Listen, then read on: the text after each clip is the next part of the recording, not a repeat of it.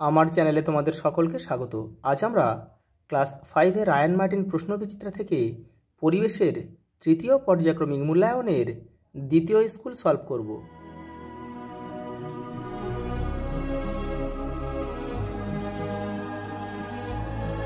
দেখো, প্রথম প্রশ্ন, লোকালয়ের মাঝে যেসব ছোট ছোট বন তৈরি হয় সেগুলিকে বলে সমাজভিত্তিক বন।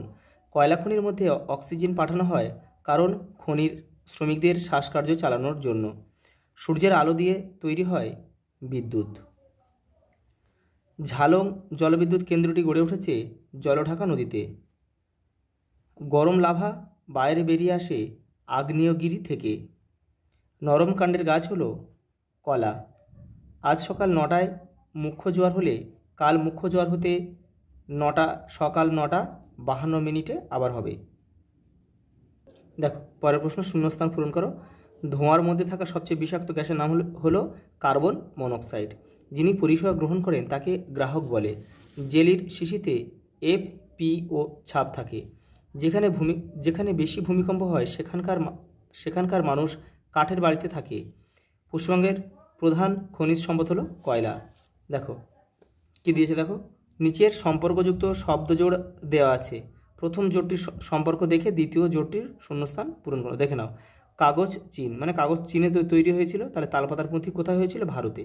দেখো, ঘূর্ণিঝড় হচ্ছে আয়লা, তাহলে জলোচ্ছ্বাস কোনটা? সুনামিকে আমরা বলবো জলোচ্ছ্বাস। পরেরটা দেখো, পৃথিবীকে এক পাক ঘুরে আসতে চাঁদের সময় লাগে 29.5 দিন। মরা কোটাল কোন তিথিতে হয়? সপ্তমী অষ্টমী তিথিতে। দেখো পরেরটা কি বলেছে, দেখো কোন নদীকে কেন্দ্র করে DVC গঠিত হয়েছে? দামোদর নদীকে কেন্দ্র করে। দেখো, ডিভিসির পুরো নাম কি? Damodar valley corporation. কেরোসিন কি থেকে তৈরি হয়? পেট্রোলিয়াম থেকে। বিশ্ব বয়স্ক দিবস কবে পালিত হয়? 1 অক্টোবর। শিশুদের লেখাপড়ার অধিকার আইন কত বছর বয়স পর্যন্ত? 14 বছর। মুখ্য জোয়ার ও গৌণ জোয়ারের মাঝে কী হয়? ভাঁটা হয়। পরেরটা দেখো, একটা স্তম্ভ দিয়েছে। দেখো, 2009 সালে কী হয়েছিল? 2009 সালে হয়েছিল আয়লা।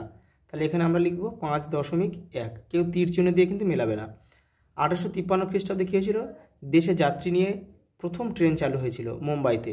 তাহলে এখানে লিখব 5.2। দেখো, 1854 সালে কী হয়েছিল? হাওড়া থেকে হুগলি পর্যন্ত ট্রেন চালু হয়েছিল, 5.3। দেখো, 1914 সালে কী হয়েছিল? মানুষ বহন করার রিক্সা চালু হয়েছিল, এখানে 5.4। আর 2004 সালে কী হয়েছিল? সুনামি হয়েছিল, 5.5। পরেরটা দেখো কি বলেছে। প্রথমে দেখো, নৌকার হাল ও দাঁড়ের কাজ কি? দেখো 140 নম্বর পেজে উত্তরটা রয়েছে। এই যে দেখো, দাঁড় টেনে জল পিছিয়ে দিতে হয় তবে নৌকা এগোতে পারে। তাহলে দাঁড়ের কাজ হচ্ছে নৌকার মানে নদীতে জল ঢেলে নৌকাকে সামনের দিকে এগিয়ে নিয়ে যাওয়া। আর দেখো, হালের কাজ হচ্ছে এই যে দেখো এই যে রয়েছে যে পাল থাকে না, দাঁড় থাকে না, ওগুলোতে হাল থাকে তো অবশ্যই। তাহলে দেখো, তা না হলে চলার সময় দিক ঠিক রাখবে কি করে? তাহলে হালের কাজ কি? নদীতে চলার সময় দিক পরিবর্তন করা বা দিক ঠিক রাখার জন্য যে যন্ত্রটা ব্যবহার করা হয় নৌকাতে, সেটার নাম হচ্ছে হাল। পরেরটা দেখো, রাস্তায় চলার সময় তুমি কি কি সাবধানতা অবলম্বন করবে? দেখো 150 নম্বর পেজে রয়েছে, এই যে এইগুলো তোমাদের লিখতে হবে। পরেরটা দেখো, জোয়ারের কারণ কি?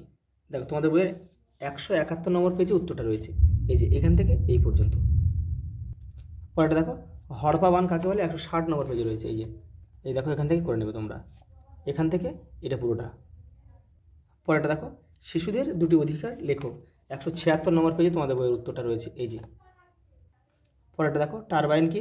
তোমাদের বইয়ের 135 নম্বর পেজে উত্তরটা রয়েছে, এই যে। দেখো, বিদ্যুৎ কেন্দ্রে একটা মস্ত পাখার মতো দেখতে একটা যন্ত্র থাকে, এটা দেখো টারবাইন, এই যে।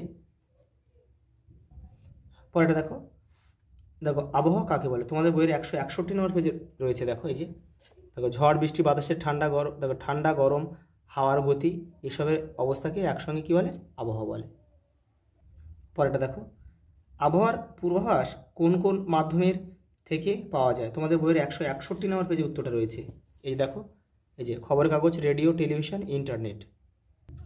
পরেরটা দেখো, জলচক্র কাকে বলে? চিত্রের সাহায্যে দেখো। তোমাদের বইয়ের 136 নম্বর পেজে উত্তরটা রয়েছে, এই যে দেখো, এই যে এখান থেকে প্রথমে এটা লিখবে, কাকে বলে, এই যে দেখে জলচক্র বলে, আর এই ছবিটা তোমাদের রাখতে হবে এইটা। পরের প্রশ্ন দেখো, সূর্যগ্রহণ কিভাবে হয়? তোমাদের বইয়ের 163 নম্বর পেজে রয়েছে। সূর্যগ্রহণ কয় প্রকার? 2 প্রকার, খণ্ডগ্রহণ আর আর হচ্ছে পূর্ণগ্রহণ, মানে খণ্ডগ্রাস আর পূর্ণগ্রাস। দেখে নাও ছবিটা, দেখে নাও, এই যে এইটা ছবিটা তোমাদের কিন্তু আঁকতে হবে, এই ছবিটা। আর এই যে দেখো কাকে বলে, এটা এখান থেকে এই পর্যন্ত লিখতে হবে। আর এই যে সূর্যগ্রহণের ছবি, এটা আঁকতে হবে। পরেরটা দেখো, চন্দ্রগ্রহণ কোন তিথিতে হয়? পূর্ণিমা তিথিতে। চন্দ্রগ্রহণের ছবি আঁকো। দেখো তোমাদের বইয়ের 166 নম্বর পেজে উত্তরটা রয়েছে, এই যে এটা কিন্তু চন্দ্রগ্রহণের ছবি, এই যে এটাই আঁকতে হবে। পরেরটা দেখো, অ্যাসিড বৃষ্টিপাত কিভাবে হয়? এর ফলে কি হয়? দেখো 132 নম্বর পেজে উত্তরটা রয়েছে, এই যে দেখো এটা এখান থেকে একটা পুরোটা লিখতে হবে, কিন্তু এটা লিখলে হয়ে যাবে। দেখো লাস্ট প্রশ্ন কী দিয়েছে দেখো, কয়লাখনি অঞ্চলে ধসের সমস্যা মোকাবেলা করা যায় কীভাবে? দেখো 133 নম্বর পেজে উত্তরটা রয়েছে, দেখো এখান থেকে এটা পুরোটা লিখবে। আজ এই পর্যন্ত, দেখা হবে পরের ভিডিও।